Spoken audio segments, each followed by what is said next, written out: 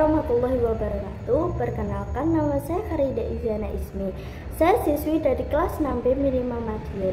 Pada video kali ini, saya akan menceritakan sebuah kisah tentang biografi, peranan, dan sifat positif Sunan Kalijaga. Raden Syahid adalah nama asli dari Sunan Kalijaga. Beliau lahir pada akhir masa kerajaan Majapahit, kisaran tahun 1430 Masehi atau 1450 Masehi. Ia seorang putra dari Bupati Tuban yang bernama Tumenggung Wilatikta atau dikenal sebagai Raden Sahut, dan istrinya yang bernama Dewi Nawangrum. Kakeknya bernama Arya Tejo atau Abdurrahman, seorang keturunan Arab yang bersambung silsilahnya dengan paman Rasulullah, Sayyidina Abbas bin Abdul Muthalib. Sunan Kalijaga dijuluki sebagai Raden Abdurrahman, Brandalokajaya, Pangeran Tuban, dan juga Syekh Malaya. Sunan Kalijaga diperkirakan hidup lebih dari 100 tahun. Ia menyaksikan berakhirnya kekuasaan Majapahit pada tahun 1478 Masehi dan juga berkembangnya Kesultanan Demak, Cirebon, dan Banten. Selain itu, ia mengalami masa lahirnya Kerajaan Bajang pada tahun 1546 Masehi dan juga awal berdirinya Kerajaan Mataram. Fun fact, Raden Syahid pernah menjadi pencuri yang membagikan hasil curiannya kepada orang miskin. Demi menolong orang yang membutuhkan, ia mencuri dari gudang logistik Kadipaten tanpa diketahui oleh siapapun. Maka dari itulah masyarakat menyebutnya sebagai Brandalokajaya. Namun suatu ketika Raden Syahid tertangkap basah. Kemudian ia dihadapkan kepada ayahandanya sendiri. Akhirnya, singkat cerita, Tumenggung Wilatikta mengusir Sunan Kalijaga. Lalu Raden Syahid dipertemukan dengan Sunan Bonang di hutan Jatiwangi. Sunan Bonang membawa tongkat emas dengan nilai yang sangat tinggi. Raden Syahid mengancam Sunan Bonang dan sembari mengutarakan maksudnya merampok untuk membantu orang-orang yang membutuhkan. Lalu Sunan Bonang menjelaskan bahwa tujuannya yang mulia, namun caranya dilarang oleh agama. Kemudian Sunan Bonang menasihatinya bagaikan berwudu dengan air kencing, yang bermaksud tindakannya yang baik namun dilakukan dengan cara yang kotor. Dengan ini Raden Syahid mulai tercerahkan dan menawarkan diri untuk menjadi murid Sunan Bonang. Sunan Bonang memberi syarat kepadanya.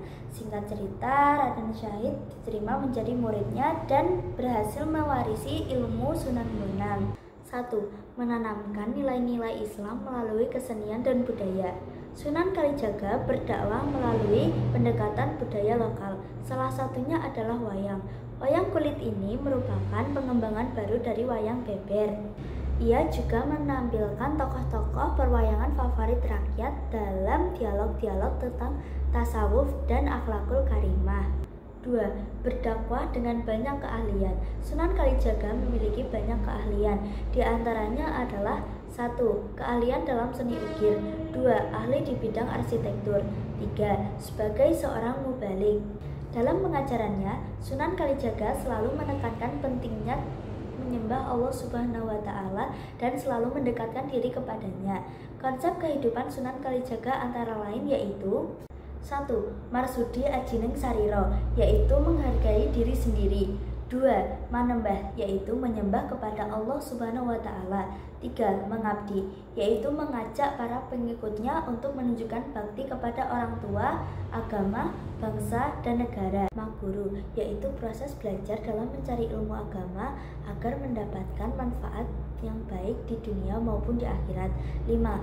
Martapa, berarti memiliki sikap peduli terhadap sesama. 3. Mengubah tradisi, budaya, dan kearifan lokal. Perjalanan dakwah Sunan Kalijaga mampu menciptakan baju takwa yang hingga saat ini masih menjadi pakaian khas umat Islam. 1. Mempunyai jiwa sosial yang tinggi. Sunan Kalijaga dikenal memiliki jiwa sosial yang tinggi. Bukti dari hal ini sudah terlihat sejak ia masih remaja, ketika Raden Syahid tidak mampu melihat penderitaan yang dialami oleh masyarakat Tuban. 2. Kesederhanaan. Sunan Kalijaga dikenal sebagai tokoh yang sederhana dan merakyat. Ia tidak terlalu memperhatikan harta duniawi dan kekayaan materi, namun lebih fokus terhadap spiritualitas dan pelayanan kepada masyarakat.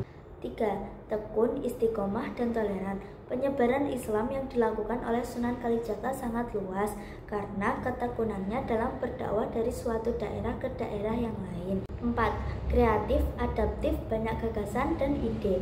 Cara dakwah Sunan Kalijaga dikenal adaptif dan kreatif, mengolah budaya Jawa yang terjaga adiluhung, tidak terganggu tata keramanya. Sunan Kalijaga menyitir pesan ajaran utama Islam dengan bermakna mendalam di lagu Jawa seperti lir-ilir, gundul-gundul pacul, dan juga sluku-sluku bathok yang tak lain adalah ajaran ketauhidan Islam, rukun Islam dan rukun iman. Sekian video penjelasan dari saya. Wassalamualaikum warahmatullahi wabarakatuh.